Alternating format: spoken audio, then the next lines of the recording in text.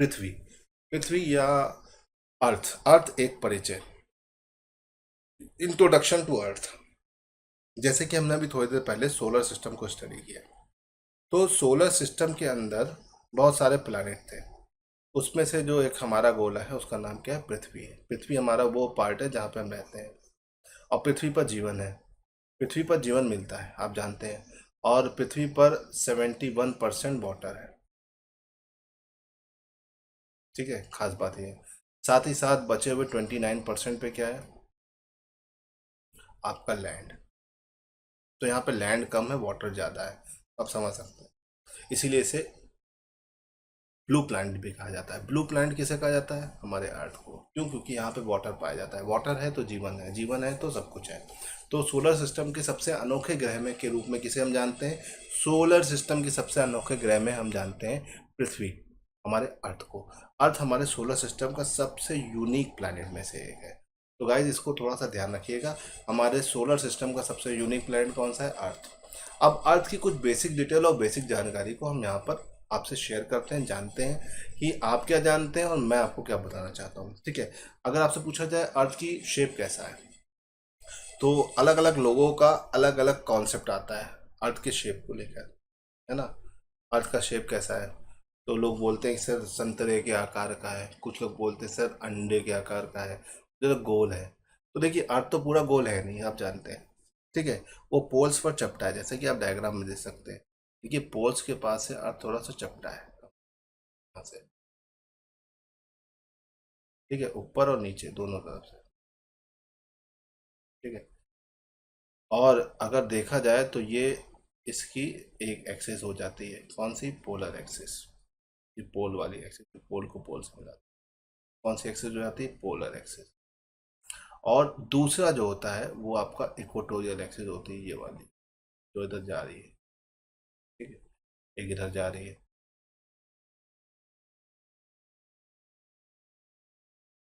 ठीक है, तो इक्वेटर के पास अर्थ कुछ ज़्यादा चौड़ा है और पोल्स के पास कुछ अर्थ कम चौड़ा है। अगर इस वाले पॉइंट को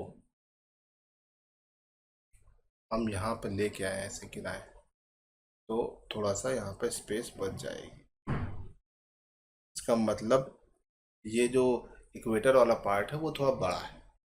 लेकिन अब अर्थ का शेप कैसा है ये हमें जानना है। अर्थ का शेप कैसा है, तो बहुत से लोग अलग अलग तरीके से अर्थ के शेप को डिफाइन करते हैं, लेकिन अकॉर्डिंग टू ज्योग्राफी और टेक्निकली अर्थ का शेप कैसा है? अर्थ का शेप है भू आप। पृथ्वी की आकृति कैसी है? पृथ्वी की आकृति है भू आप। भू आप मतलब इंग्लिश में इसको क्या बोलते हैं? इंग्लिश में इसके लिए एक स्टैंडर्ड वर्ड यूज होता है, जियोइड। जियोइड क्या यूज होता है? जियोइड। अर्थ के लिए एक स्टैंडर्ड वर्ड यूज हो रहा है, जियोइड। जियोइड मतलब स्टैंडर्ड इसका वो हो गया। ठीक, अभी मैंने बताया अर्थ की दो तरह की रेडियस होती है। एक इक्वेटोरियल रेडियस जिसे हम विषुवरेखीय त्रिज्या बोलते हैं, ये बड़ी होती है। और दूसरी होती है ध्रुवीय त्रिज्या, उसे हम बोलते हैं पोलर रेडियस, वो थोड़ी छोटी होती है। दोनों के बीच का डिफरेंस कितना होता है? दोनों के बीच का डिफरेंस होता है 21 किलोमीटर। तो equatorial radius minus polar radius is equal to 21 kilometre. इसे थोड़ा सा ध्यान रखिएगा। अब हमारा तीसरा जो स्टैंडर्ड पॉइंट है वो है डेंसिटी ऑफ अर्थ। पृथ्वी का घनत्व कितना होता है? What is the density of earth? तो जब हम अर्थ की डेंसिटी की बात करते हैं, तो जब हम अर्थ की डेंसिटी की बात करते हैं तो अर्थ की डेंसिटी है 5.52 ग्राम पर centimetre cube. What is the average density? देखिए अर्थ के पास अपनी कोई डेंसिटी नहीं है, पृथ्वी के पास अपना कोई घनत्व नहीं है, इसे याद रखिएगा। पृथ्वी हमारा बेसिक पैटर्न पे चलता है। अगर हम बात करते हैं पृथ्वी की लेयर्स की, तो जैसे प्याज के छिलकों में बहुत सारी लेयर्स होती है, हमारे पृथ्वी में बहुत सारी लेयर्स है। अब मोटी मोटी हम 3 लेयर बनाते हैं। सबसे बाहर वाली लेयर जो होती है वो क्रस्ट होती है, बीच वाली मेंटल और अंदर वाली कोर।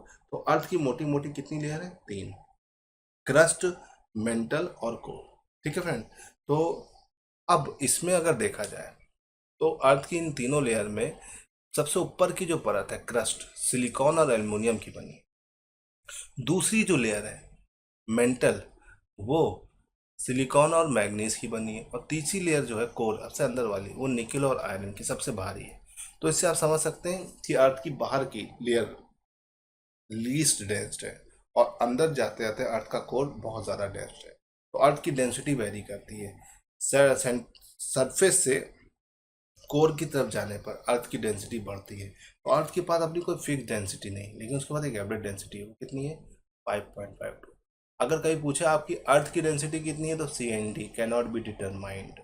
बट अगर एवरेज डेंसिटी ऑफ अर्थ बोले तो कितनी होती है? 5.52 ग्राम पर सेंटीमीटर क्यूब।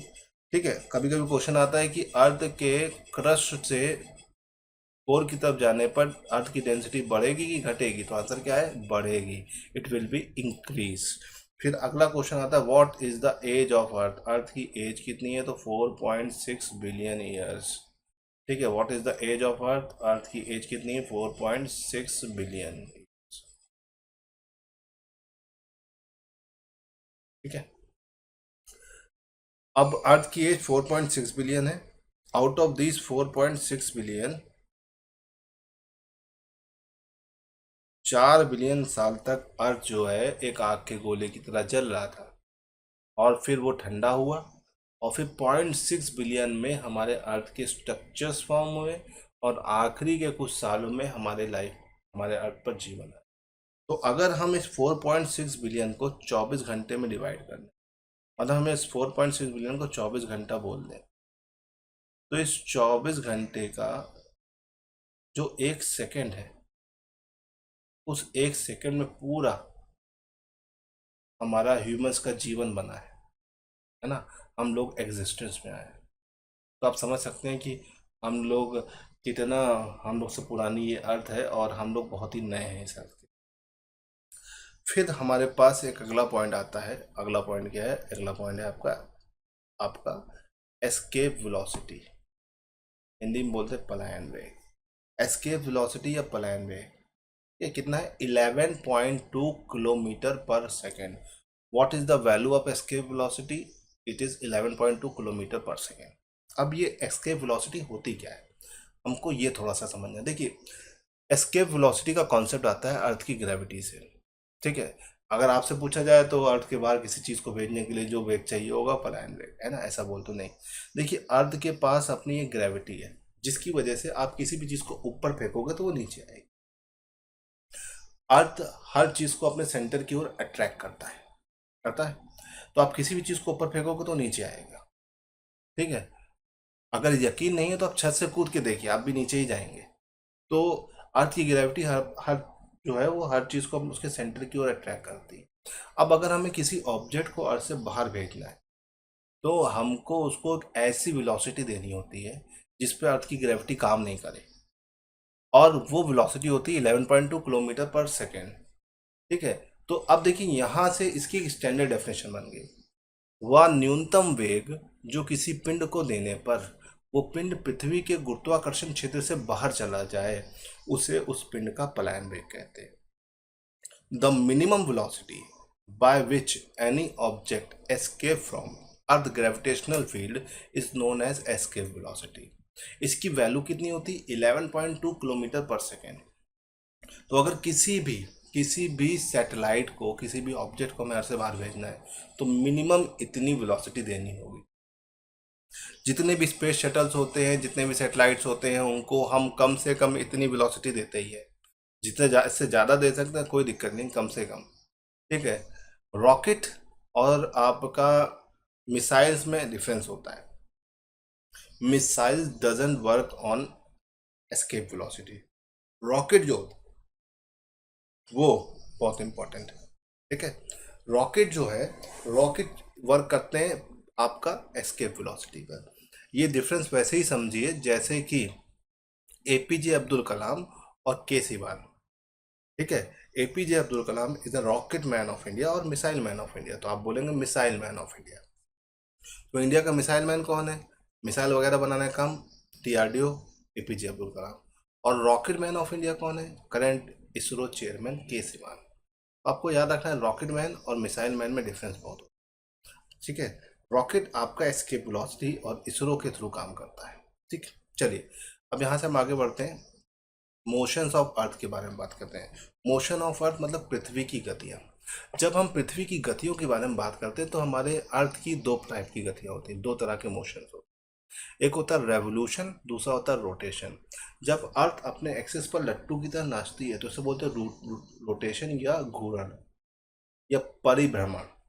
और इसी रोटेशन के साथ जब ये सन के चारों तरफ एक चक्कर लगाती है इसे बोलते हैं रेवोल्यूशन या परिक्रमण।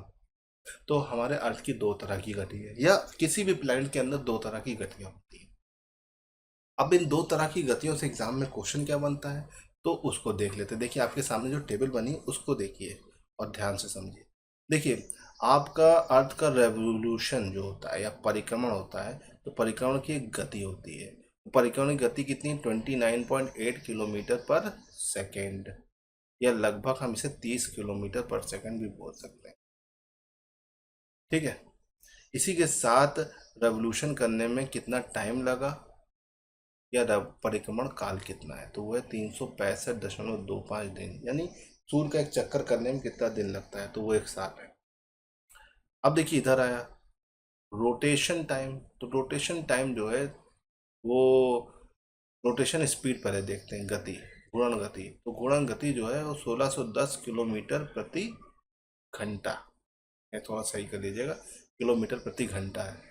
और आपका घूर्णन काल कितना है, 23 घंटा 56 मिनट 4 सेकेंड। एग्जाम में कई बार पूछा गया, इसे याद रखिएगा। अर्थ का rotation time 23 hours 56 minute and 4 second. अब यहाँ पर थोड़ा सा कंपैरिजन होता है, और आपका जो सीटेट का पेपर होता है वहाँ पे कॉन्सेप्ट बिल्ड करके क्वेश्चन आता है। तो वहाँ पर कभी कभी कॉन्सेप्चुअल क्वेश्चन आता है, तो क्वेश्चन आता है कि पृथ्वी की घूर्णन गति परिक्रमण गति से ज़्यादा है। ज़्यादा है जो कि 610 है, ये 30 है, ज़्यादा है ना? नहीं, ये 610 किलोमीटर प्रति घंटा है, और ये देखिए 30 किलोमीटर प्रति सेकेंड है।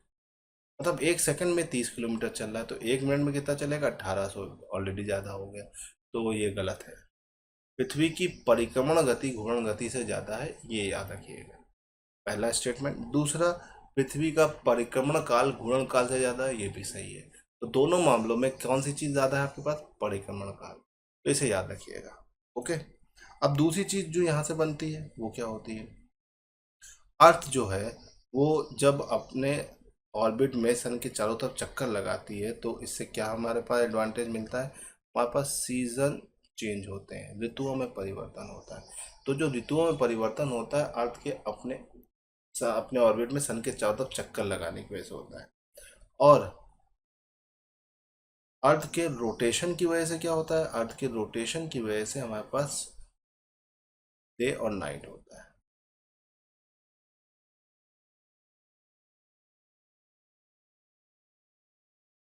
दिन और रात का जो कॉन्सेप्ट है वो हमारे अर्थ के अपने एक्सिस पर रोटेशन की वजह से होता है। तो फ्रेंड्स इसको थोड़ा सा ध्यान रखिएगा, ये हमारे पास बहुत इंपॉर्टेंट चीज़ है जिसको थोड़ा सा ध्यान रख के करना है।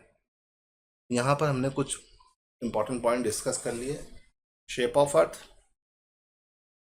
Difference between the equatorial radius and polar radius of earth, और density of earth, age of earth, escape velocity and motion of earth. अब मोशन ऑफ अर्थ जो है इससे रिलेटेड एक क्वेश्चन और बनते हैं, उन क्वेश्चन को देख लेते हैं अगले पेज पर जो है। देखिए ये आपके पास डायग्राम है, इस डायग्राम में आपको यहाँ पर मिडिल में जो दिख रहा है ये आपका सन है, ये क्या है आपका सन, ओके। और ये क्या है, ये आपका अर्थ, 2 पॉइंट। और ये छोटा दिख रहा है ये मून है, एक बार एक मून इधर एक। अब देखिए चाहे मून हो चाहे अर्थ हो, ये किस तरह की ऑर्बिट में घूम रहे हैं, ये एलिप्टिकल ऑर्बिट में। किस तरह की ऑर्बिट में,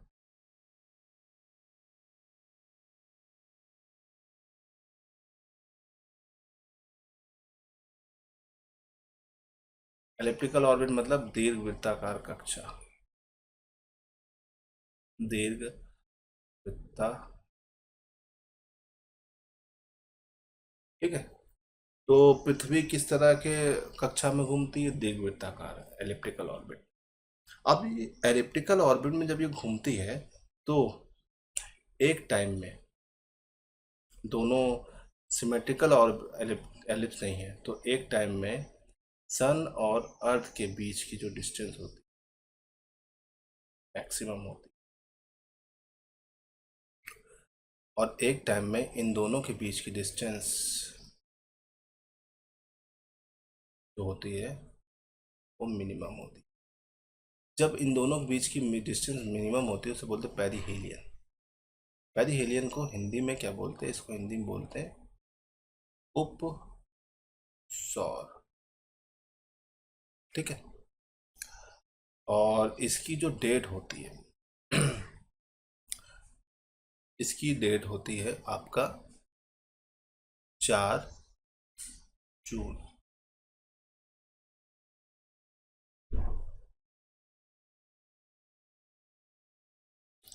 सॉरी, 4 जून नहीं होती, इसकी डेट होती है आपकी पेरिहेलियन। मिनिमम डिस्टेंस होती है तो डेट क्या होगी? पेरिहेलियन की डेट होती है आपकी 3 जनवरी। ओके, चलिए।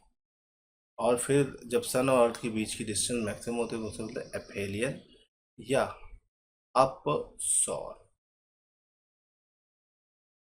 अपसौर की जो डेट होती है 4 जून। ठीक है फ्रेंड। इसी तरह से यहाँ पर अर्थ और मून को लेकर भी हमारे पास इसी तरह का कॉन्सेप्ट बनता है। ठीक है। अर्थ और मून को लेकर एक टाइम में अर्थ और मून के बीच की डिस्टेंस मैक्सिमम होती है और एक टाइम में इन दोनों के बीच की डिस्टेंस मिनिमम होती है। जब इनके बीच की डिस्टेंस मैक्सिमम होती है इसे बोलते हैं एपोजी या अप भू।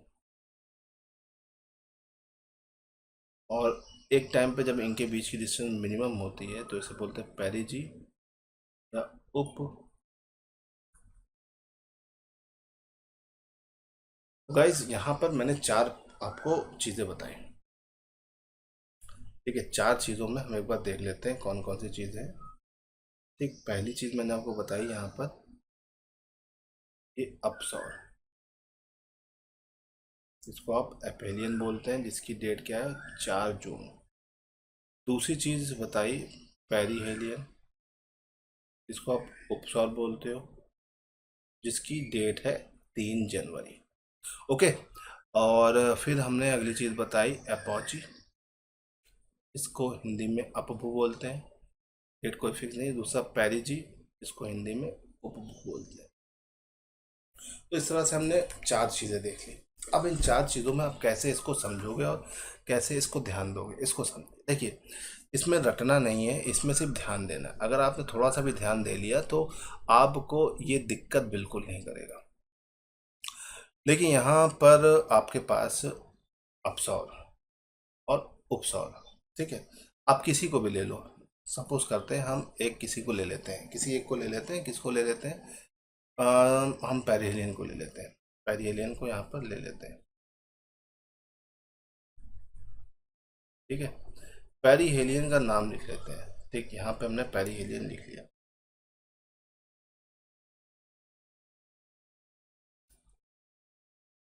ठीक है। अब देखिए, पेरिहेलियन हिंदी में से क्या बोलते हैं? हिंदी में बोलते हैं आप सौर। ठीक है, अब देखिए इसको तोड़ते हैं। पेरी एलियन, अप सौर। ठीक है, अब देखो पैरी दोनों में लगा हुआ है, मून वाले में भी और अर्थ वाले में भी। तो अब देखिए, पैरी मतलब होता है minimum, P for pass, P for पैरी। उप मतलब क्या होता है? करीब। तो अगर पैरी वर्ड कहीं पर भी आएगा, ठीक है, अगर पैरी वर्ड आएगा तो इसका मतलब मिनिमम डिस्टेंस होगी होगी। ठीक है, पैरी वाले आपके पास 2 है, पेरिहेलियन और पेरिजी। तो कौन सा कहाँ पर फिट होगा, आप ये कैसे फिगर आउट करोगे, कैसे समझोगे? तो देखिए, बहुत सा आसान सा कॉन्सेप्ट है। यहाँ पर आपके पास पेरिहेलियन जो भी बीच में होता है उसका नाम आखिरी में लगा होता है। देखो यहाँ पे लगा हुआ हेलियन। हेलियन मतलब होता है सन, सौर, सन। उप मतलब न्यूनतम दूरी, सौर मतलब सूर्य से। उपसौर मतलब सूर्य से न्यूनतम दूरी। अब सूर्य के चारों तरफ कौन घूमेगा? अर्थ। तो ये किसके बीच की मिनिमम दूरी हो गई? सन और अर्थ के बीच की। सेम इसी तरह से आप ले लीजिए अगला वाला हम ले लेते हैं कौन सा? एपोजी, है ना? ये आपका एपोजी हमने लिख लिया, APOGE। हिंदी में इसको बोलते हैं अप भू। ए मतलब अपार्ट, दूर। अप मतलब दूर, ठीक है। तो AP अगर वर्ड आया तो आप समझ जाएंगे दूर वाला है। अप मतलब होता है दूर। अब किससे दूर? तो देखिए, जो भी चीज बीच में होती है उसका नाम होता है। बीच में देखो भू है, आखिरी में क्या है? भू। भू मतलब क्या? भूमि। भूमि मतलब अर्थ। तो अर्थ बीच में है। अप मतलब है अधिकतम दूरी, है ना? अप मतलब अधिकतम दूरी। बीच में कौन है? अर्थ। तो किससे अधिकतम दूरी होगी? अर्थ के चारों तरफ कौन घूमेगा? अर्थ के चारों तरफ घूमेगा मून। तो बहुत आसान है। Apogee means minimum maximum distance between earth and moon. तो आपके पास एग्जाम में क्वेश्चन आता है, ये चारों नाम दिए जाते हैं, मैच करने को दिया जाता है। या कभी कभी पूछा जाता है व्हाट हैपन इन पेरिहेलियन। तो पेरिहेलियन में क्या होता है? पेरिहेलियन में minimum distance between sun and earth. आप आराम से नाम से तोड़ सकते हैं, समझ सकते हैं। इसमें कोई रॉकेट साइंस नहीं है, बहुत ही इजी चीज़ है। बस आपको थोड़ा सा ध्यान रखना है, नाम में ही सब कुछ रखा हुआ है। ट्रिक आपके सामने है, थोड़ा सा ध्यान देंगे हो जाएगा। डेट याद रखिएगा, पेरिहेलियन एपेलियन, ये डेट को हम और आगे डिस्कस करेंगे, इसको समझेंगे जानेंगे, ठीक है। यहाँ से देखिए 4-5 क्वेश्चन बनते हैं। पहला क्वेश्चन, अर्थ की ऑर्बिट कैसी? एलिप्टिकल। मून की ऑर्बिट कैसी? एलिप्टिकल। पहला क्वेश्चन हो गया। दूसरा क्वेश्चन, एपेलियन में क्या होता है? तो सन और अर्थ के बीच की डिस्टेंस मैक्सिमम होती है। तीसरा क्वेश्चन, पेरिहेलियन में क्या होता है? सन और अर्थ के बीच की डिस्टेंस मिनिमम होती है। मतलब उपसौर में क्या होता है? सूर्य और पृथ्वी के बीच की दूरी न्यूनतम होती है। फिर क्या होता है? अपभू में क्या होता है? तो अपभू में पृथ्वी और चंद्रमा के बीच की दूरी अधिकतम होती है। फिर आता है उपभू में क्या होता है? पृथ्वी और चंद्रमा के बीच की दूरी न्यूनतम होती है। फिर अपसौर की तारीख क्या है? 4 जून। उपसौर की तारीख क्या है? 3 जनवरी।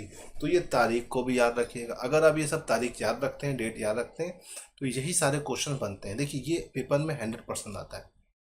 ये जो मैराथन क्लास में पढ़ा रहा हूँ, इसको से आपके पेपर में क्वेश्चंस मिलेगा ही मिलेगा, ये मेरी गारंटी है। चलिए फ्रेंड्स, अब हम यहाँ से आगे बढ़ते हैं।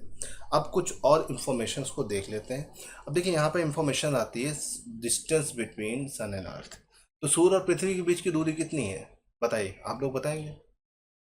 आपको लग रहा है कि 49.98 करोड़ किलोमीटर। बिल्कुल गलत है। अभी थोड़ी देर पहले मैंने आपको समझाया, सन और अर्थ के बीच की डिस्टेंस फिक्स नहीं है, क्योंकि सन के चारों तरफ अर्थ एक एलिप्टिकल ऑर्बिट में घूमता है। तो उनके बीच की डिस्टेंस बढ़ती घटती रहती है। एक टाइम पे डिस्टेंस मैक्सिमम हो जाती है और एक टाइम पे डिस्टेंस मिनिमम हो जाती है, और बीच में वैरी करती रहती है। तो सन और अर्थ के बीच की डिस्टेंस कोई फिक्स नहीं होती है। हाँ, अगर आपसे पूछा जाए what is the average distance between sun and earth, सूर्य और पृथ्वी के बीच की औसत दूरी कितनी है? तो 14.98 करोड़ किलोमीटर, या लगभग 15 करोड़ किलोमीटर। ये याद रखिएगा, ठीक है। एवरेज डिस्टेंस पूछेगा तब आप बताएंगे, वरना नहीं बताएंगे, ठीक है। फिर उसके बाद आता है कि एवरेज डिस्टेंस हो गई। अभी मैंने एपेलियन बताया था, सन और अर्थ के बीच की मैक्सिमम डिस्टेंस होती है 15.2 करोड़ किलोमीटर। इसे हम बोलते हैं एपहेलियन। एपहेलियन, ठीक है। एपेलियन को हिंदी में बोला अप सौर, ठीक। सूर्य और पृथ्वी के बीच की न्यूनतम दूरी 14.7 करोड़ किलोमीटर, इसको हम बोलते हैं पेरिहेलियन उपसौर, ठीक है। ये बात हो गई। ये तो बात हो गई हमारे पेरिलियन एपेलियन की, ठीक। इसके बाद हम बात करते हैं सन की रेस को अर्थ में पहुंचने में लगा समय। सन की रेस को अर्थ में पहुंचने में कितना टाइम लगता है? 8 मिनट 18 सेकेंड। मतलब सूर्य की किरणें कितनी तेजी से ट्रेवल करती हैं, आप समझ सकते हैं कि ये लगभग 15 करोड़ की डिस्टेंस को 8 मिनट 18 सेकेंड में तय कर लेते हैं। अब देखिए, कभी कभी पेपर में क्या होता है कि कुछ जगह पर आपको 8 मिनट 18 सेकेंड होता है, कुछ जगह पर 8 मिनट 16 सेकेंड हो जाता है, और कुछ जगह पर 8 मिनट 20 सेकेंड हो जाता है। तो इसमें कंफ्यूज होने वाली कोई बात नहीं है, सीधा सा लॉजिक है। सन और अर्थ के बीच की डिस्टेंस तो फिक्स है नहीं, तो टाइम कैसे फिक्स हो सकता है? तो टाइम भी घर बढ़ सकता है, लेकिन एवरेज हमने लिया है 8 मिनट 18 सेकेंड। तो जो भी आपको एग्जाम में नियर अबाउट मिले आप उसे लगा सकते हो। ओके गाइस, तो आई होप कि आपको ये समझ में आ गया होगा। सूर्य की किरणों को पृथ्वी में पहुंचने में लगा समय 8 मिनट 18 सेकेंड। अक्सर पूछता है कितने सेकंड लगे, तो कितने सेकंड लगे? 500 सेकंड। एक बार पेपर में आ चुका है, ये आंसर भी रह चुका है। वैसे तो कुल मिला के 498 सेकंड होगा, लेकिन राउंड ऑफ करके 500 सेकंड लिया जाता है, 500 सेकंड ही आंसर रहता है। तो इसको थोड़ा सा ध्यान रखिएगा, ये एक इम्पॉर्टेंट चीज़ है जो आपके एग्ज़ाम में कई बार बार बार पूछी गई है, तो इसे ध्यान रखिएगा। लेट्स होप कि आपको समझ में आ रहा हो। अब हम बात करते हैं हमारे अर्थ का सबसे उच्चतम बिंदु, दुनिया का सबसे उच्चतम बिंदु माउंट एवरेस्ट। इस डायग्राम में आप देख सकते हैं, ये माउंट एवरेस्ट है, ये पृथ्वी का सबसे उच्चतम बिंदु। ये आपका एशिया में पाया जाता है, एशिया में नेपाल में, ठीक है। और इधर दुनिया का सबसे निम्नतम बिंदु, दुनिया का सबसे निम्नतम बिंदु है मारियाना ट्रेंच या मारियाना गर्त। ये पैसिफिक ओशियन या प्रशांत महासागर में पाया जाता है। ये दुनिया का सबसे निम्नतम बिंदु है। माउंट एवरेस्ट की ऊंचाई जो है वो 8,848 मीटर है, और जबकि मैरियाना ट्रेंच की गहराई जो है वो 11,033 मीटर है। तो इस हिसाब से आप समझ सकते हैं कि दोनों में कितना डिफरेंस है और दोनों में क्या चीज़ों का डिफरेंस है। अगर हम माउंट एवरेस्ट को जड़ से काट कर मैरियाना ट्रेंच में डाल देंगे तब भी 2 किलोमीटर की जगह खाली बैठेगी बचेगी। तो आप समझ सकते हैं मारियाना ट्रेंच कितना गहरा है, और मारियाना ट्रेंच तक पहुंच पाना और डाउन को पकड़ पाना दोनों एक सेम काम है। तो एक व्यक्ति है जो मारियाना ट्रेंच में गया था लेकिन पूरा नहीं गया था। तो क्या आप मुझे कमेंट बॉक्स में बता सकते हैं कि वो व्यक्ति कौन था? तो I am waiting for your comment, आप अपना जवाब जरूर दीजिएगा। चलिए अब हम आगे बढ़ते हैं। गाइस, हम लोगों ने बेसिक चीज़ें देख ली, अब हम अर्थ के इंटीरियर की तरफ चलते हैं। इंटीरियर मतलब पृथ्वी की आंतरिक संरचना। जैसा कि हम जानते हैं कि प्याज के जैसे में बहुत सारी परतें पाई जाती है, वैसे हमारे पृथ्वी में बहुत सारी परतें आपको सामने दिख रहा है कि अर्थ में बहुत सारी लेयर्स हैं। अब इन बहुत सारी लेयर्स को मिलाकर हमने अर्थ की मोटी मोटी 3 लेयर बना दी है। सबसे बाहर की जो लेयर है इसे हम बोलते हैं भू प्रॉपर्टी या क्रस्ट। हमारे अर्थ की जो सबसे बाहर की परत है इसे हम बोलते हैं क्रस्ट, ये वाली।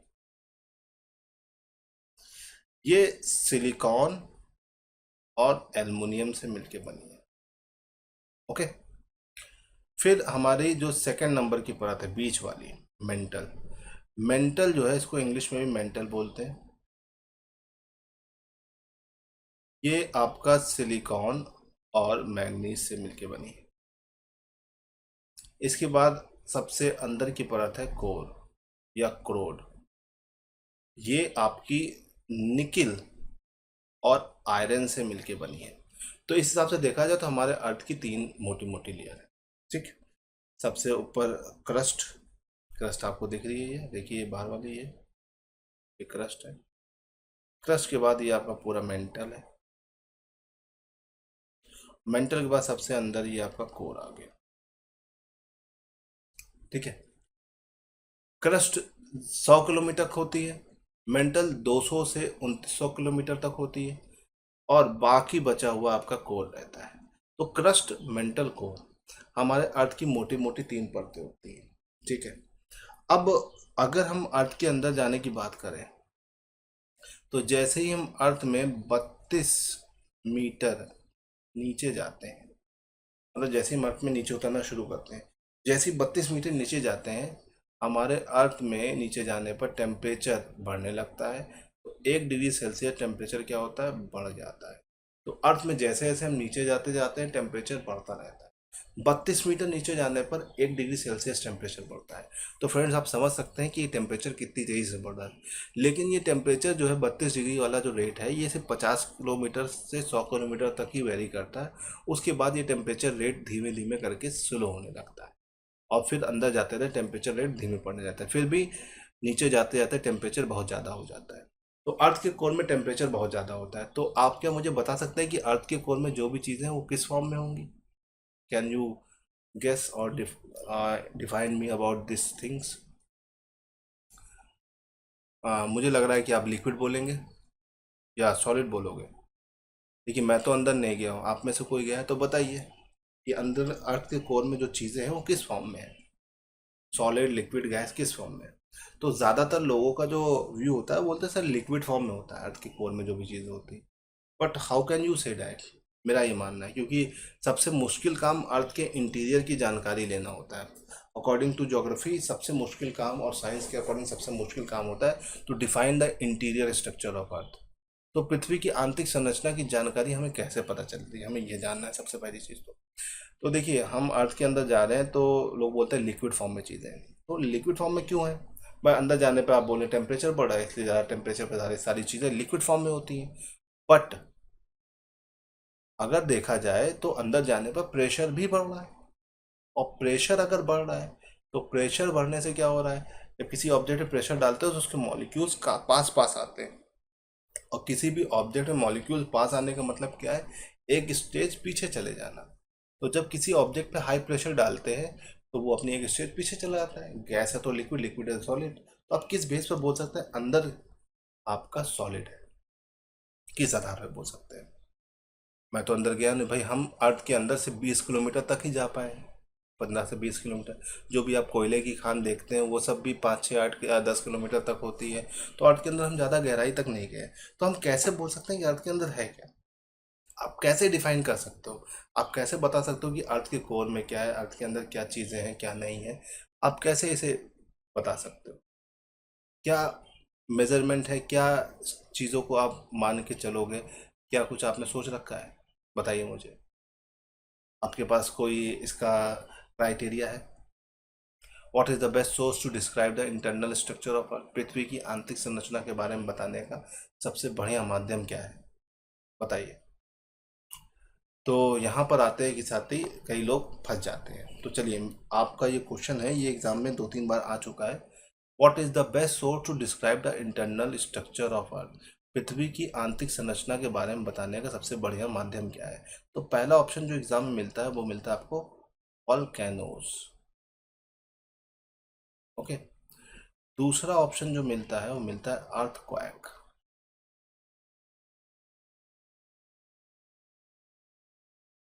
तीसरा ऑप्शन जो मिलता है वो मिलता है बोथ। और चौथा ऑप्शन मिलता है नन ऑफ दीज। क्या बता सकते हैं? What is the best source to describe the internal structure of earth? कई लोग वॉल्केनो बोल रहे होंगे, बहुत से लोग अपना अर्थक्वेक, कुछ लोग बोथ बोलेंगे। तो देखिए जो वो लोग वॉल्केनो बोल रहे हैं, ज़्यादातर लोगों का वॉल्केनो जो कहना है वो एकदम गलत है। तो वॉल्केनो गलत तो बोथ भी गलत हो जाएगा, नन भी गलत हो जाएगा, बचा क्या? अर्थक्वेक। अब देखिए वॉल्केनो क्यों गलत है? हम अर्थ के कोर के बारे में बात कर रहे हैं, क्या वॉल्केनो का इरप्शन होता है तो लिक्विड निकलता है? लेकिन इस चीज़ की क्या गारंटी कि वो वॉल्केनो का जो इरप्शन हो रहा है वो कोर के पार्ट से ही हो रहा है? तो इसका कोई गारंटी नहीं। तो अर्थ के इंटीरियर स्ट्रक्चर के बारे में बताने का सबसे बढ़िया मीडियम होता है अर्थक्वेक, भूकंप। अब जब भूकंप आता है वो कहाँ से आता है? अर्थ के कोर से आता है। अब आप कैसे, क्या अब आप सोच रहे होंगे मैं कैसे बोल रहा हूँ कोर से ही अर्थक्वेक आता है? तो भूकंप आने के और क्या तरीके हैं? देखिए भूकंप जब आता है तो हमारे भूमि में कंपन होना भूकंप कहलाता है। ठीक है। Quaking of earth is known as earthquake. ठीक है। अर्थक्वेक कैसे आता है? तो देखिए अर्थक्वेक जब आता है वो अर्थ के कोर से जनरेट होता है। कहाँ से? पृथ्वी के कोर से। ठीक। अर्थ का जो कोर है एकदम नीचे वाला ऐसा कोर, साइंटिस्ट मानते हैं कि कोर में रेडियो एक्टिव एलिमेंट है। किस तरह का एलिमेंट है? Radio active element. अर्थ के कोर में किस तरह के एलिमेंट पाए जा रहे हैं? Radio active elements. ठीक है। अगर हम अर्थ के कोर की बात करते हैं तो यहाँ पर आपको रेडियो एक्टिव एलिमेंट्स मिल रहे हैं। अब इस रेडियो एक्टिव एलिमेंट के अर्थ के कोर में पाए जाने के कारण ये रेडियो एक्टिव एलिमेंट जो होते हैं बहुत ज़्यादा अनस्टेबल होते हैं। ये अपने आप को स्टेबल करने के लिए अपने अंदर से अल्फा, बीटा, गामा के फॉर्म में एनर्जी को रिलीज करते हैं, और जब यही एनर्जी बहुत तेज आकर अर्थ के सरफेस पे हिट करती है तो अर्थक्वेक जनरेट होता है। अब कभी कभी एनर्जी बहुत कम होती है, कभी कभी एनर्जी बहुत ज़्यादा होती है, और जब ये एनर्जी बहुत ज़्यादा होने लगती है तो भूकंप हाई स्केल पर आता है। ठीक है, तो भूकंप आने की मेन वजह क्या है? भूकंपी तरंगे, जो कि ये अर्थ के कोर में पाए जाने वाले रेडियो एक्टिव मटेरियल की वजह से आती है। अब ये भूकंपी तरंगे जो होती हैं वो तीन तरह की होती हैं: प्राथमिक, द्वितीयक और अनुदैर्घ्य। तीनों की अपनी अलग अलग कैरेक्टरिस्टिक और गुणधर्म है। ठीक है, प्राइमरी वेव जो होती है, इसकी अगर हम बात करते हैं प्राइमरी वेव की, तो ये जो प्राइमरी वेव होती है ये हर तरह के मीडियम में चल सकती है। It can be travel in all. ठीक है, ये हर तरह के मीडियम में चल सकती है, सॉलिड, लिक्विड, गैस, सब में।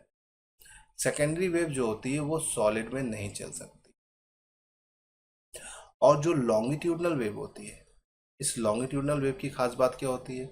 ये सिर्फ और सिर्फ अर्थ की सरफेस या पृथ्वी की सतह पर चलती है। ठीक है, द्रवों ठोस में कौन सी नहीं चल सकती? द्वितीयक तरंगे। पृथ्वी की सतह पर कौन सी चलती है? Longitudinal wave. लॉन्गिट्यूडनल वेव की अगर हम बात करते हैं तो ये अर्थ की सरफेस पे चलती है। अब जब भी भूकंप आता है तो भूकंप आने पे सबसे ज़्यादा डिस्ट्रक्टिव कौन सी होती है? डिस्ट्रक्टिव होती है आपकी लॉन्गिट्यूडनल वेव। भूकंप आने पे सबसे ज़्यादा नुकसान पहुंचाने वाली तरंगे कौन सी होती है? भूकंपी तरंगों में सबसे ज़्यादा नुकसान पहुंचाती है अनुदैर्घ्य तरंग। और भूकंप आने में सबसे ज़्यादा स्पीड में कौन सी तरंगे चलती हैं? प्राथमिक तरंगे सबसे ज़्यादा स्पीड में चलती है। स्पीड में चलने का मतलब क्या है? सबसे स्पीड में चलने वाली। तो देखिए, जब भी भूकंप आता है तो सबसे ज़्यादा स्पीड में चलती है प्राइमरी वेव। ये हर तरह के माध्यम से ट्रेवल करते हुए चली जाती है। और जब भूकंप आता है तो सबसे ज़्यादा नुकसान कौन सी पहुंचाती है? अनुदैर्घ्य तरंगे या लॉन्गिट्यूडनल वेव। अब अगर हम बात करते हैं तो इन तीनों वेव्स को एक साथ मिलाकर हम बोलते हैं सेस्मिक वेव्स। क्या बोलते हैं? इन तीनों वेव को एक साथ मिला के हम बोलते हैं सेस्मिक वेव। सेस्मिक वेव क्या बोलते हैं? भूकंपी तरंगे। और इन सेस्मिक वेव को रीड करने वाला एक ग्राफ आता है, उसे हम क्या बोलते हैं? सेस्मोग्राफ। SG, seismograph. तो सेस्मोग्राफ क्या बताता है? एग्जाम में क्वेश्चन आता है सेस्मोग्राफ किस लिए यूज होता है? याद रखिएगा, सेस्मोग्राफ जो होता है ये भूकंप की जानकारी देने के लिए होता है। किस लिए होता है? जानकारी। भूकंप की जानकारी देने के लिए हम किस चीज़ का इस्तेमाल करते हैं? सेस्मोग्राफ का। Seismograph is a instrument which give the information about earthquake. भूकंप की जानकारी देने के लिए हम किसका इस्तेमाल करते हैं? सेस्मोग्राफ का। इसे याद रखिए। ठीक। भूकंप की तीव्रता कैसे पता चलती है? सेस्मोग्राफ से नहीं। भूकंप की तीव्रता हमें किससे पता चलती है? सेस्मोग्राफ तो एक इंस्ट्रूमेंट होता है जो आपकी सीलिंग से लटका रहता है, उसमें एक पिन होती है, नीचे मशीन लगी होती है। जब भी भूकंप आता है तो कंपन पता चलने लगते हैं, और कुछ मिनट पहले हमें पता चलता है भूकंप आने वाला है। तो ये तो बेस्ट हो गया आपका किसके बारे में? कि भूकंप की जानकारी देने के लिए सेस्मोग्राफ होता है। तो भूकंप की तीव्रता बताने के लिए क्या होता है? तो देखिए, भूकंप की तीव्रता बताने के लिए हम यूज करते हैं सेस्मोग्राफ प्लस स्केल। अब ये स्केल आपकी रिक्टर स्केल, हैकल स्केल, माइक्रोन मार्कोनी स्केल, आप कोई भी स्केल यूज कर सकते हो। ज़्यादातर यूज होने वाली जो स्केल है वो आपकी रिक्टर स्केल है। रिक्टर स्केल जो होती है काफ़ी फेमस स्केल है। तो भूकंप की तीव्रता हम कैसे पता करते हैं? रिक्टर स्केल की मदद से। रिक्टर स्केल की खास बात क्या है? देखिए, रिक्टर स्केल में कुछ चीज़ें बड़ी जानकारी वाली है जो पेपर में कई बार आ चुकी है। ठीक है, सबसे पहली चीज़ तो रिक्टर स्केल रिक्टर नाम के साइंटिस्ट के द्वारा बताई गई। रिक्टर स्केल की अगर हम बात करें तो इसमें 0 से लेकर 9 तक की रीडिंग्स या पैमाने होते हैं। कितने पैमाने होते हैं? 0 से लेकर 9 तक। सपोज करिए कि इसमें पैमाना है, इसमें पैमाने अलग अलग तरीके के आ रहे हैं। अब सोचिए, आपका 0 से शुरू हो रहा है, 0, 1, 2, 3, 4 एंड सो ऑन 9 तक। तो रिक्टर स्केल पर किसी भी एक पैमाने से दूसरे पैमाने पर जाने पर 10 गुने का अंतर आता है। कितने का? 10 गुने का। मतलब अगर आप एक तीव्रता के भूकंप से दो तीव्रता पे जा रहे हैं तो दो वाला एक से 10 गुना भारी है। इसी तरह से अगर आप 3 वाले से 4 पे जा रहे हो, 4 वाला 3 से 10 गुना भारी है, तो एक लेवल से दूसरे लेवल पर जाने पर 10-10 गुने का फर्क आता है, मतलब 10 की पावर में चलता है। ठीक है, तो ये पहला पॉइंट, इसमें 1 से 9 रीडिंग होती है। दूसरा, एक से दूसरे लेवल पर जाने पे कितने का फर्क आता है, 10 गुने का। अब ये 10-10 गुने का फर्क क्यों आता है, क्योंकि रिक्टर स्केल की सारी गणनाएं लघु गणक श्रेणियों पे होती है, लघु गणक श्रेणियों पर होती है। किस पर आधारित होती है, लघु गणक श्रेणी पर, मतलब लॉग सीरीज पर, लॉगरिथमिक सीरीज पर आधारित होती है। इसे याद रखिएगा। तो ये 3-4 क्वेश्चन है जो रिक्टर स्केल पर कई बार पूछे गए हैं, तो आपको ये थोड़ा इन क्वेश्चंस की जानकारी होनी चाहिए। अब इन भूकंपी तरंगों की मदद से हमने पृथ्वी की आंतरिक संरचना की जानकारी पता करी। इनकी मदद से हमने जाना कि पृथ्वी का जो कोर है, ठीक है, पृथ्वी का जो कोर है या पृथ्वी का जो क्रोड है, वो 2 हिस्से में बटा हुआ है। पहला आंतरिक, और दूसरा आपका है बाह्य। ठीक है, भूकंपी तरंगों की मदद से हमें पता चला पृथ्वी के कोर या क्रोड के 2 हिस्से हैं, आंतरिक और बाह्य। पृथ्वी का जो आंतरिक क्रोड है वो ठोस है, और जो बाह्य क्रोड है वो द्रव है। तो इसे याद रखिएगा, कभी कभी क्वेश्चन बनता है कि पृथ्वी का आंतरिक क्रोड कैसा है, तो आंतरिक क्रोड ठोस है। ठोस किस फॉर्म में है, निकिल और आयरन। देखिए पूरा कोर निकिल और आयरन से बना है, तो निकिल आयरन, ठोस निकिल और आयरन। और बाह्य कोर कैसा है, द्रव निकिल और आयरन। ठीक है, ये क्वेश्चन कई बार पेपर में आ चुके हैं, इनको ध्यान रखिएगा। तो अर्थ की बेसिक जानकारी में आपने अर्थ के स्ट्रक्चर को देख लिया। अर्थ के स्ट्रक्चर में सबसे इंपॉर्टेंट चीज़ क्या थी, अर्थ का 3 लेयर। वैसे तो अर्थ में बहुत सारी लेयर्स पाई जाती हैं, लेकिन हमने मोटी मोटी 3 लेयर बनाई है। Crust, mantle core. ठीक है, क्रस्ट मेंटल कोर किन किन चीज़ों से बना है आपको यहाँ पर दिखता है। तो फ्रेंड इसको थोड़ा ध्यान रखिएगा, यहाँ से क्वेश्चन बहुत बनते हैं। अब यहाँ से थोड़ा सा आगे बढ़ते हैं, भूकंपी तरंगे, आई होप आपको समझ में आ गई हो। पृथ्वी की आंतरिक संरचना का बारे में जानकारी देने का सबसे अच्छा स्रोत या सोर्स क्या होता है, सेस्मिक वेव या भूकंपी तरंगे। और पृथ्वी की कितनी परतें मोटी मोटी बनाई गई है, 3, सियाल, सीमा और नाइफे। पृथ्वी में 32 मीटर नीचे जाने पर तापमान कितना बढ़ता है, 1 डिग्री सेल्सियस। अब यहाँ से आगे बढ़ते हैं और हम अपने अगले स्टेप की तरफ बढ़ते हैं। अगले स्टेप मतलब महाद्वीप और महासागर। देखिए हमारे पास आज के टाइम में करंट सिनेरियो में देखा जाए तो हमारे पास लैंड और वाटर में पूरा पूरा अर्थ बटा हुआ है। अर्थ में 71% वाटर है, ठीक है, और 29% लैंड है। ठीक, राउंड ऑफ कर लिया जाए तो 70-30 का रेशियो ले सकते हैं। ठीक है, अब हमारे पास लैंड जो है, इनमें को हमने डिवाइड कर दिया कॉन्टिनेंट्स में। किसमें, कॉन्टिनेंट्स में। तो कुल मिलाकर हमारे पास पूरे ऑल ओवर वर्ल्ड में कितने कॉन्टिनेंट हैं, 7। और इन कॉन्टिनेंट से आपके पेपर में क्वेश्चंस बहुत आते हैं, तो इन क्वेश्चंस को गलत मत करिएगा फ्रेंड्स, और इसको ध्यान से देखिए। देखिए हमारे पास कॉन्टिनेंट्स की अगर हम बात करें या महाद्वीप की बात करें, महाद्वीप या कॉन्टिनेंट की बात करें तो सबसे बड़ा महाद्वीप कौन सा है, एशिया। ठीक है, एशिया के बाद में दूसरे नंबर पे कौन सा आता है, आपका अफ्रीका। फिर तीसरे नंबर पर उत्तरी अमेरिका या नॉर्थ अमेरिका। नॉर्थ अमेरिका के बाद चौथे नंबर पे कौन सा आता है, साउथ अमेरिका या दक्षिणी अमेरिका। फिर उसके बाद छठे नंबर पे आपका आता है कौन सा, यूरोप नहीं, अंटार्कटिका। अंटार्कटिका, अंटार्कटिका के बाद, सॉरी, पांचवें नंबर पे अंटार्कटिका आएगा। छठे नंबर पे यूरोप, और सातवें नंबर पे आपका ऑस्ट्रेलिया। ठीक है, अब जरा मैप पर एक बार देख लेते हैं। मैप पर अगर आप इसे ध्यान से देखेंगे तो आपको समझ में ज़्यादा आएगा। देखिए मैप में आपका सबसे बड़ा कॉन्टिनेंट एशिया, दूसरा सबसे बड़ा कॉन्टिनेंट अफ्रीका, तीसरा उत्तरी अमेरिका,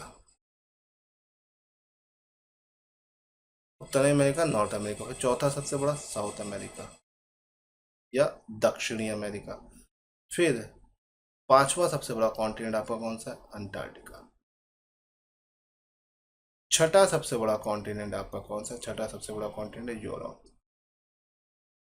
सातवां सबसे बड़ा कॉन्टिनेंट ऑस्ट्रेलिया।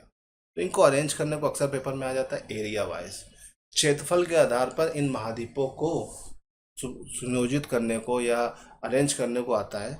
तो आप इसमें गड़बड़ मत करिएगा, थोड़ा सा भी ध्यान रखेंगे तो आसानी से हो जाएगा। दूसरा क्वेश्चन इस मैप से जो बनता है उसको देख लेते हैं। देखिए दूसरा क्वेश्चन जो है वो है यूरोप और एशिया के बीच की जो बाउंड्री है, यूरोप और एशिया को अलग करने वाले एरिया को क्या बोलते हैं? यूराल पर्वत। यूराल माउंटेन या यूराल पर्वत जो है ये यूरोप को एशिया से अलग करते हैं। यूराल पर्वत, इसे ध्यान रखिएगा।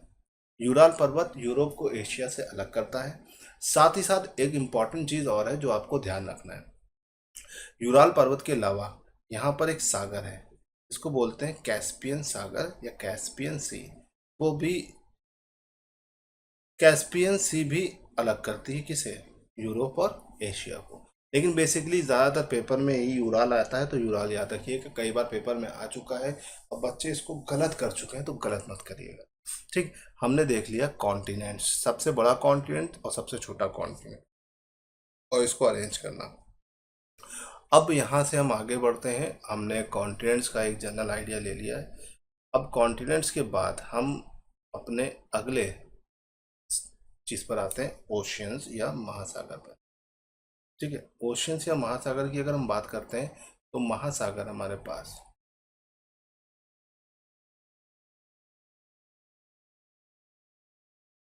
महासागर हमारे पास टोटल कितने हैं?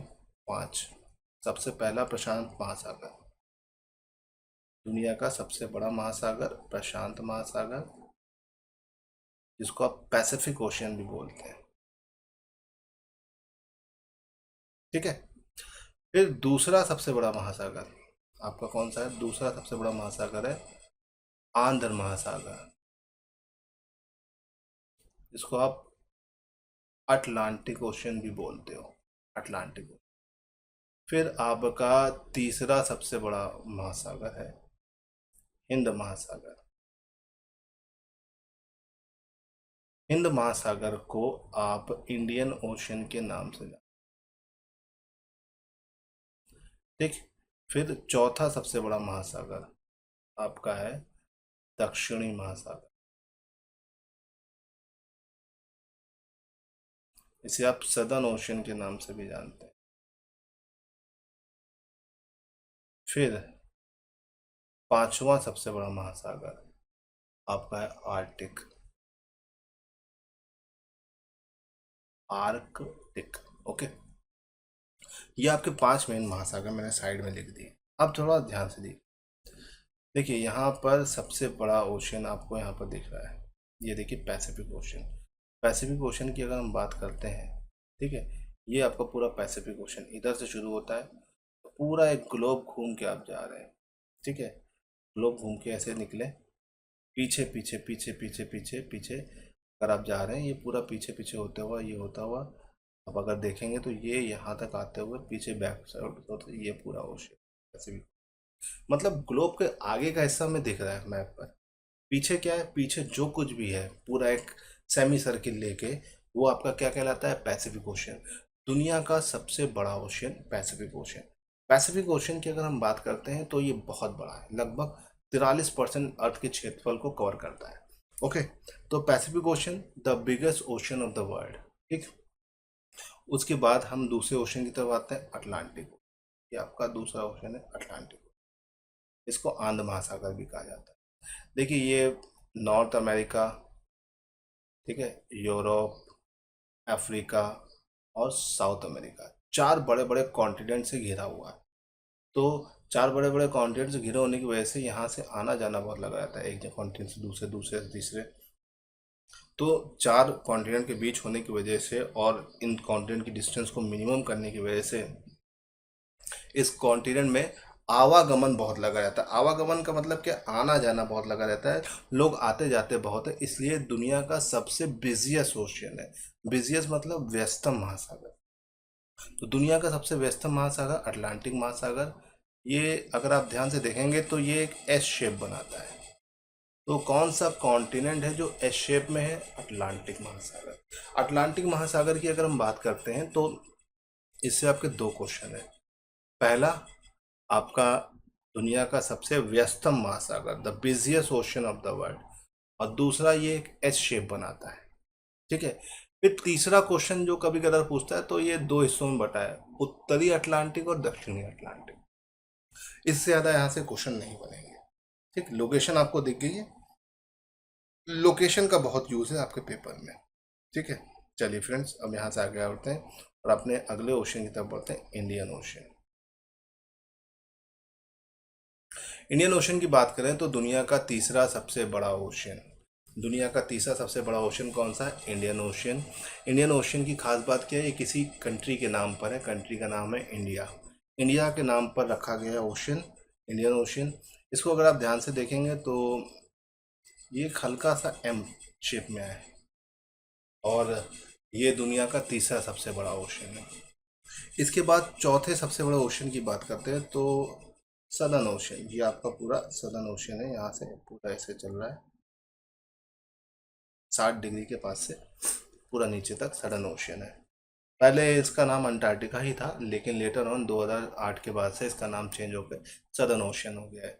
ठीक है। बहुत सारी बुक्स में अभी अपडेटेड नहीं है, लेकिन आप इसमें परेशान मत होइए, सदर्न ओशन आपका कंफर्म आंसर है। ठीक। फिर चौथा आपका दुनिया का सबसे छोटा ओशन। दुनिया का सबसे छोटा ओशन कौन सा है? दुनिया का सबसे छोटा ओशन आपका कौन सा है? तो फ्रेंड, दुनिया का सबसे छोटा ओशन आपका है आर्कटिक ओशन। आर्कटिक ओशन की अगर हम बात करते हैं तो ये आपको आसानी से दिखता नहीं है। आप देखेंगे इसे ऊपर तो देखिए आसानी से दिख रहा है, देखिए आपको दिखा, नहीं दिखा? ये आपका आर्टिक है। ठीक। आर्टिक ओशन नहीं दिख रहा है, कहाँ है? क्योंकि हमको ऊपर टॉप से देखना पड़ेगा। ग्लोब के टॉप से देखोगे तो आर्टिक ओशन बड़ा सा दिखेगा, ऐसे सामने से बहुत ही छोटा सा दिख रहा है। ठीक है। तो इसीलिए इसको हम कभी कभी बोलते हैं हिडन ओशन, छिपा हुआ महासागर। हिडन ओशन या छिपे हुए महासागर के नाम से हम किसको जानते हैं? हम छिपे हुए ओशन के नाम से जानते हैं आर्टिक ओशन। आर्टिक ओशन को हम हिडन ओशन भी कहते हैं। तो गाइस, इसको थोड़ा ध्यान रखिएगा। अब ये तो बात हो गया कॉन्टिनेंट और ओशन का एक जनरल ओवरव्यू। अब इस ओवरव्यू के बाद हम मैप की कुछ बेसिक लाइंस को डिस्कस करते हैं। बेसिकली हम कुछ लैटिट्यूडनल लाइन को डिस्कस करते हैं। कुछ लैटिट्यूडनल लाइन में उनके बारे में और उनकी लोकेशन के बारे में, उनसे एग्जाम में क्वेश्चन बनते हैं, उनके बारे में हम डिस्कशन करते हैं। होता क्या है कि पेपर में अक्सर आपके पास कुछ ऐसे क्वेश्चन आते हैं जो मैप के होते हैं और बहुत ही इजी होने के बावजूद आप नहीं कर पाते हैं। तो एक बार हल्की सी मैप की स्टडी करना बहुत ज़रूरी है। तो चलिए देखते हैं। पहली लाइन आपकी एक लैटिट्यूडनल लाइन है। देखिए, लैटिट्यूड लॉन्गिट्यूड को हम अगली मैराथन क्लास में डिस्कस करेंगे। पहली लाइन है आपकी लैटिट्यूडनल लाइन। लैटिट्यूडनल लाइन की अगर हम बात करते हैं तो आपकी लैटिट्यूडनल लाइन में आता है इक्वेटर। इक्वेटर को अगर आप ध्यान से देखोगे, ठीक है, तो ये आपका 0 डिग्री पे जा रहा है, 0 डिग्री लैटिट्यूड, ये वाला पूरा। ये एक वर्चुअल इमेजिनरी लाइन होती है। It is an imaginary line which divide earth into two equal half. एक ऐसी काल्पनिक रेखा होती है जो पृथ्वी को दो बराबर भागों में बांटती है। इस लाइन के ऊपर उत्तरी गोलार्ध या नदर्न हेमिस्फीयर और लाइन के नीचे दक्षिणी गोलार्ध या सदर्न हेमिस्फीयर। अब आप समझ सकते हैं ये लाइन कितनी इंपॉर्टेंट है। अब ये वर्चुअल लाइन जो है हमारे 3 कॉन्टिनेंट्स होकर जाती है, जिसका नाम आपको सामने दिख रहा है। पहला कॉन्टिनेंट आपका साउथ अमेरिका, ठीक है। दूसरा है आपका अफ्रीका, और तीसरा है आपका एशिया। तो ये लाइन 3 कॉन्टिनेंट्स हो गया है, साउथ अमेरिका, अफ्रीका और एशिया। और 3 ओशन से, अटलांटिक, पैसिफिक और इंडियन ओशन से होकर जाती है। अब ये लाइन कुल मिलाकर कितने देशों को कवर करती है? तो 13। ये बहुत बार क्वेश्चन है। How many countries are at equator? 13, 13 देश है। इसमें 13 में 6 आपके लिए इंपॉर्टेंट है। 6 कौन कौन से इंपॉर्टेंट है? ठीक है, एक आपका यूकेडोर, कोलंबिया, ब्राजील, ये आपके इंपॉर्टेंट वाले हैं। इंपॉर्टेंट होने का मतलब क्या है, यहाँ से क्वेश्चन बनते हैं। फिर आपका अगला जो तीन है वो आपके एशिया वाले हैं, मालदीव, इंडोनेशिया और किरीबती। ओके, तो इनको थोड़ा सा ध्यान रखिएगा। वैसे तो अगर हम इधर एकदम लेफ्ट साइड से शुरू करते हैं, तो हम यहाँ से शुरू करें तो देखिए, सबसे पहले कोलंबिया, फिर यूकेडोर, ब्राज़ील, ये हो गया आपके साउथ अमेरिका के तीन।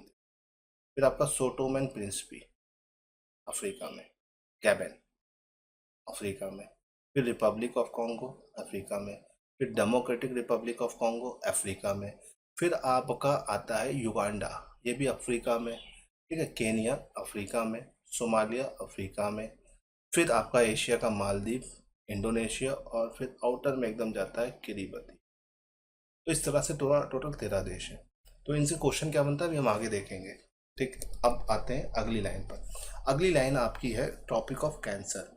टॉपिक ऑफ कैंसर को हम मकर रेखा के नाम से भी जानते हैं। किस रेखा के नाम से जानते हैं? मकर रेखा, इसे मकर रेखा भी कहते हैं।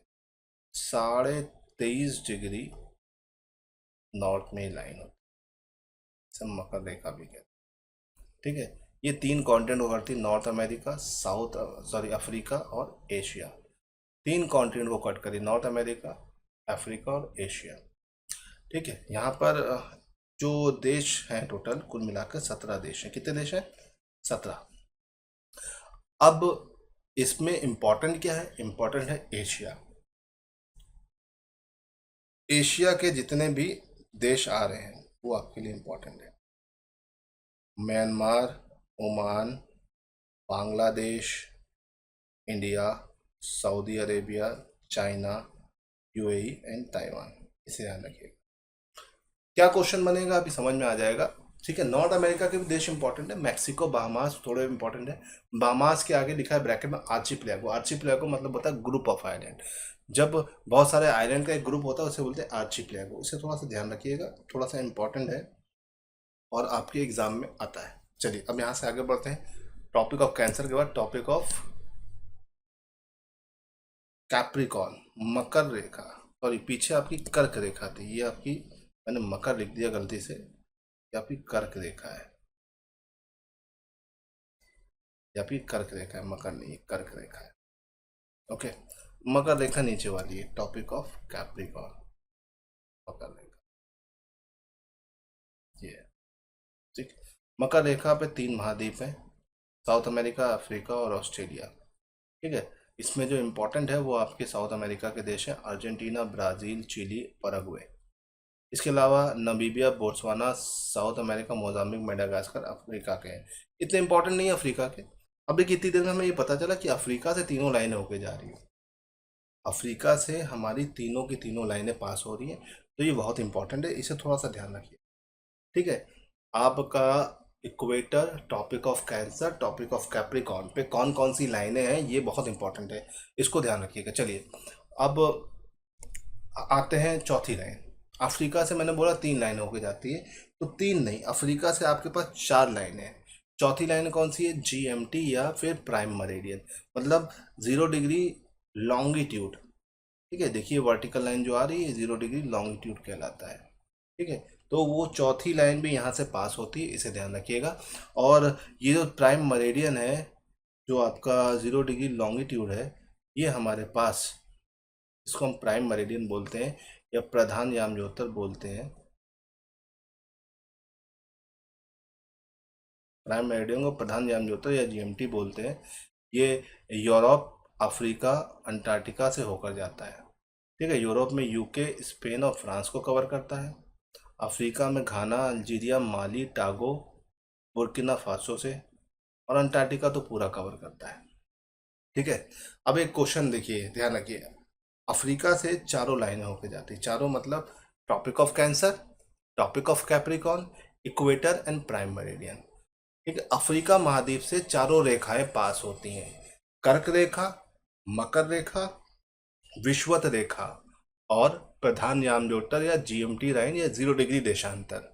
ठीक है, मतलब 0 डिग्री अक्षांश और 0 डिग्री देशांतर, 0 डिग्री लॉन्गिट्यूड और 0 डिग्री लैटिट्यूड दोनों अफ्रीका से पास हो गए। ठीक है, तो कभी कभी एक क्वेश्चन आता है कि 0 डिग्री लैटिट्यूड और 0 डिग्री लॉन्गिट्यूड एक दूसरे को कहाँ पर काटते हैं, तो इसका आंसर आप क्या लगाएंगे फ्रेंड्स, बताइए। 0 degree latitude and 0 degree longitude एक दूसरे को कहाँ पर काटेंगे, तो इसका आंसर होगा, देखिए आपको यहाँ पर डायग्राम में दिख रहा होगा। देखिए ये आपका 0 डिग्री लैटिट्यूड जा रहा है, ये देखिए ये आपका 0 डिग्री, ठीक, ये जा रहा है, और ऊपर से 0 डिग्री लॉन्गिट्यूड आ रहा है। तो ये दोनों अफ्रीका में तो है, लेकिन कट अफ्रीका में नहीं कर रहे हैं, कहाँ कर रहे हैं, एक वाटर बॉडी में कट कर रहे हैं, कहाँ पर, अटलांटिक ओशन में। तो याद रखिएगा 0 डिग्री लैटिट्यूड और 0 डिग्री लॉन्गिट्यूड अटलांटिक ओशन में कट करते हैं। ये कुछ बेसिक चीज़ें थी जो आपको जानना बहुत ज़रूरी था। अर्थ पार्ट 1 में हमने इन सारी चीज़ों को डिस्कस किया। चलिए अब कुछ क्वेश्चन देख लेते हैं। क्वेश्चन है, देखिए कौन सा देश विश्व रेखा पर नहीं है, इनमें से कौन सा देश विश्व रेखा पर नहीं है, तो देखिए यूक्रेडोर, कोलंबिया, ब्राजील एंड मैक्सिको। कौन सा नहीं, मैक्सिको नहीं है, आंसर हो गया। ठीक, अगला, निम्न में से कौन सा महाद्वीप विश्व रेखा, कर्क रेखा और मकर रेखा होकर जाती हैं, तो कौन से महाद्वीप से हो गए, थोड़ी देर पहले मैंने बताया, अफ्रीका। ये सब पेपर के क्वेश्चंस हैं। निम्न में कौन सा देश कर्क रेखा से नहीं जाता है, कर्क रेखा से कौन सा नहीं जाता है, तो यहाँ पर आप ओमान या चाइना लगाते, अगर मैंने बताता, अभी बता दिया पाकिस्तान। तो ये तो हो गया कि ये कौन कौन से देश और कहाँ कहाँ से जा रहे हैं, इन्हें याद रखिएगा। कर्क रेखा, मैंने थोड़ी देर पहले कर्क रेखा के बारे में आपको ऑलरेडी बताया और कर्क रेखा की बेसिक जानकारी भी दी है, तो आपको समझ में आ गया होगा। ठीक है, अब अगले क्वेश्चन पे आते हैं। Which of the following passes through the equator, आपको कॉम्बिनेशन निकालना है कि इक्वेटर पे कौन कौन से हैं। तो देखिए बहुत आसान सा है, अगर आप थोड़ा सा ध्यान दे देंगे, तो मैंने बोला था कि थोड़ा सा ध्यान देने वाली चीज़ें हैं। अब देखिए यहाँ से रिजेक्शन मेथड वाले क्वेश्चन है, ये जो क्वेश्चन है थोड़ा सा ट्रिकी क्वेश्चन है। ट्रिकी मतलब क्या है, इस पर रिजेक्शन लगेगा। देखिए यहाँ पर क्या है, नीचे वाले शुरू करते हैं, वेनेजुला, वेनेजुला नहीं है तो ये काट गया, ये तो चला गया बाहर। अब ब्राज़ील है, सूडान नहीं है, हमने देखा भी थोड़े पहले, ये भी बाहर चला गया। अब क्या बचा, यही आंसर होगा ए। Colombia, Kenya, Indonesia. अगर आपने मैप को ध्यान से देखा है, चीज़ों को ध्यान से पढ़ा है, समझा है, तो आपको ये सब चीज़ें आसानी से क्लियर हो जाएंगी। ठीक है, और अब ये जो अगला क्वेश्चन है, ये topic of Cancer not passes through, मकर रेखा कहाँ से नहीं जाती है, तो क्या आप इसका जवाब देंगे, सोचिए बताइए क्या लग रहा है आपको। मकर रेखा इनमें से किस देश से होकर नहीं जाती है,